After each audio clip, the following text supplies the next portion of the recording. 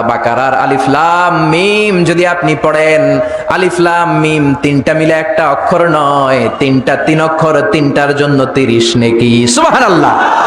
আবার কিয়ামতের দিন আল্লাহ বলবেন ইকরা ওয়ারতাকি ওয়ারাত্তিল কামা কুনতা তুরাত্তিলু ফিদ দুনিয়া ফাইন্না মানজিলাতাকা ফি আখিরি আয়াতিন তাকরাউহা।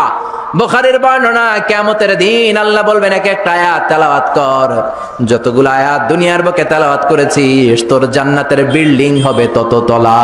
সুবহানাল্লাহ। এই পৃথিবীর সবচেয়ে বড় স্কাই স্ক্রিপার হচ্ছে বুর্জ আল খলিফা, সবচেয়ে বড় উঁচু বিল্ডিং। আপনার জান্নাতের বিল্ডিংটা এর চেয়ে অনেক গুণ উঁচু হবে। যতটা আয়াত আপনি দুনিয়াতে তেলাওয়াত করেছেন, প্রত্যেকটা আয়াতের বিনিময়ে আপনার জান্নাতকে এক এক তলা উঁচু করে দিবে কে?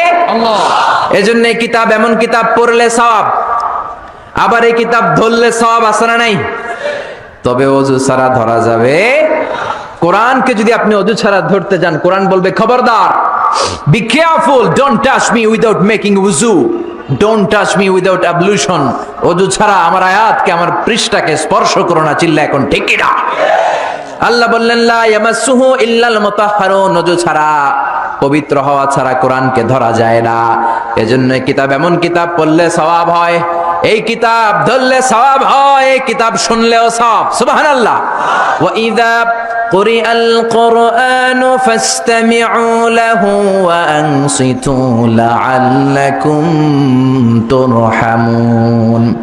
এই কিতাবকে যারা পড়তে জানো না, তোমাদের সামনে যদি এই কিতাবের তেলাওয়াত হয়, খরগোশের মতো কান দুইটা খাড়া করে এই তেলাওয়াত শোনো।